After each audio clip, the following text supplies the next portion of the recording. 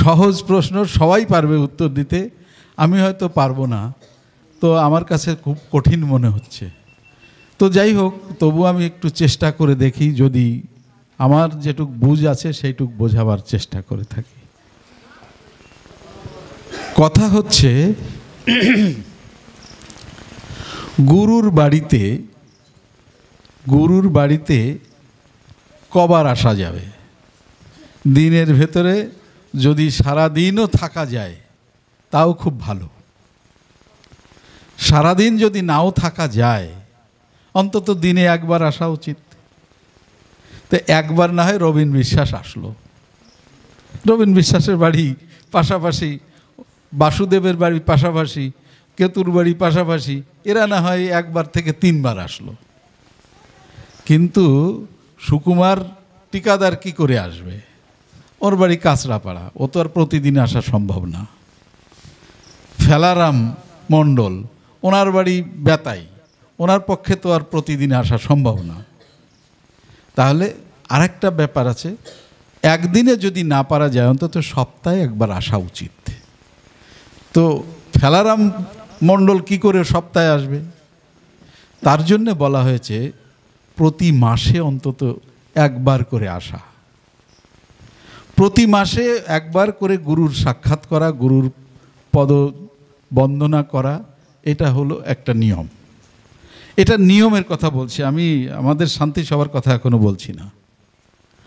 অতঃপর মাসেও যদি সেটা সম্ভব না হয়, অন্তত 3 মাসে একবার আসা উচিত। 3 মাসে যদি নাও হয়, 6 মাস অন্তর একবার আসা উচিত।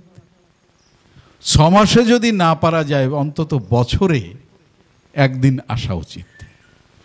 তো এই কারণে এই সিস্টেমটা এমনভাবে করা হয়েছে যাতে প্রত্যেক ভক্ত কম করে অন্তত মাসে একবার আসতে পারে।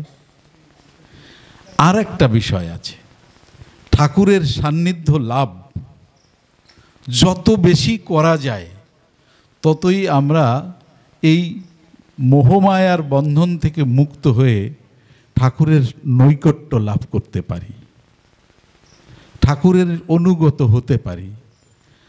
আর একটা বিষয় হলো ভক্ত সঙ্গ করা। ভক্ত সঙ্গ যদি না করা হয়, ভক্ত সঙ্গ হলো শ্রেষ্ঠ একটা কর্ম, আর ভক্ত সঙ্গ সাথে সাথে ভক্ত সেবা, এটা হলো শ্রেষ্ঠ কাজ। সুতরাং ভক্ত সঙ্গ করার উদ্দেশ্য নিয়েই আমরা এখানে সমবেত হই। আর সেই কারণেই খানিকটা বাধ্যবাধকতা, নিয়মের ভেতরে আটকে দেওয়া হয়েছে। নিয়ম না থাকলে কখনো মানুষ সঠিক পথে চলে না। ট্রেনে উঠতে গেলে যদি নিয়ম থাকতো যে ট্রেনে টিকিট করলেও পারো, না করলেও পারো, তাহলে একজন লোকেও টিকিট কাটতো না, একজনেও কাটতো না। নিয়ম আছে, কাটতে হবে, তাই কাটে।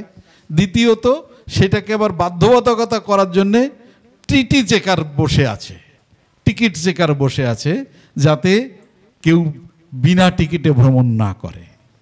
তা তেমনি বাধ্যবাধকতা করা হয়েছে শান্তি সভা বলে। শান্তি সভা এক হলো আমাদের গোসাইয়ের গুরুদেব, তিনি নন্দ গোসাই, উনি বলে গিয়েছেন যে শান্তি সভা হবে মাসের শেষ বুধবার। অতএব সেটা একটা বাধ্যবাধকতা আছে।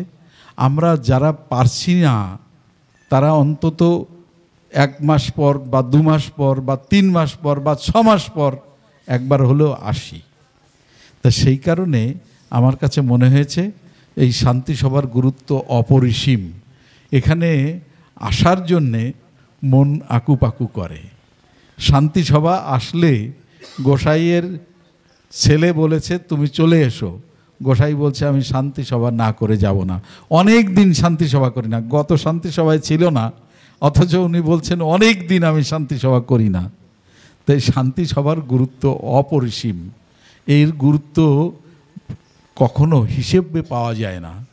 এই যে ভক্ত সঙ্গ, এখানে গোসাই একদিন রঞ্জিত বাবুর বাড়িতে বসে বলছেন, রঞ্জিত বাবুর পিতা মাতার মৃত্যুবার্ষিকী উপলক্ষে সেখানে একটা অনুষ্ঠানে উনি বললেন কোটিতে একজন ভক্ত মেলে, কোটিতে একজন ভক্ত মেলে।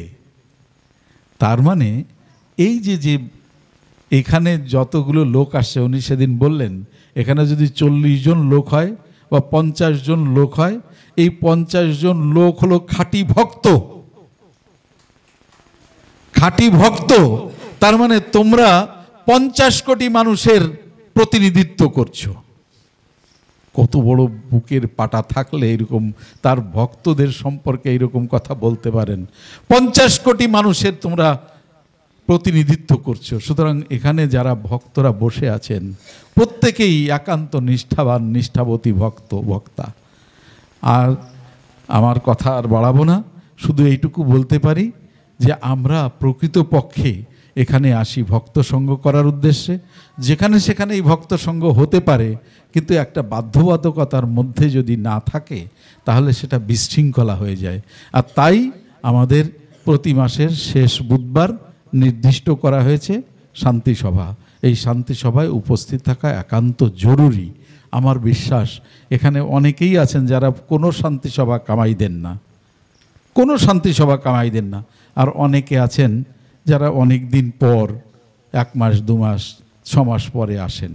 তো এর হতেই পারে। যাই হোক, পারিবারিক কাজ, সেগুলো সাংসারিক কাজ, গার্হস্থ প্রশস্ত ধর্মের নিয়ম অনুযায়ী আমাদের গার্হস্থ ধর্ম পালন করতে গেলে গৃহের কাজ করতে হবে। কিন্তু আমাদের ভুললে হবে না, গোসাই বলেন, আমি তো নিজের কথা বলতে পারি না, গোসাই যা বলেন সেটাই বলি। গোসাই বলেন সংসারের ছেলেমেয়ের লেখাপড়া শেখানো, গরু বাছুর পালা, জমি চাষবাস করা, দোকানঘাট পার করা, এ সবগুলো হলো কর্তব্য কাজ। আমাদের কর্তব্য কাজ করতেই হবে, কোনো অবস্থাতে ফাঁকি দেওয়া চলবে না। আর এই ভক্ত সঙ্গ করা হলো অবশ্য কর্তব্য কাজ। অবশ্য কর্তব্য কাজ আর কর্তব্য কাজের ভেতরে অনেকটা পার্থক্য আছে। কর্তব্য কাজ করছি, করছি এরকম। আর অবশ্য কর্তব্য কাজ হলো আমার এখানে আসতেই হবে, এই কাজ আমাকে করতেই হবে, এটা হলো অবশ্য কর্তব্য। সুতরাং এখানে আমরা যারা আসি সেই অবশ্য কর্তব্য পালনের উদ্দেশ্যেই আমরা এখানে সমবেত হই। আমার কথা আর বড় করব না, আমি সংক্ষিপ্তভাবে ছোট করে বললাম, আর কথা না বলি। জয় হরিবোল, জয় হরিবোল, হরিবোল, হরিবোল, হরিবোল, হরিবোল।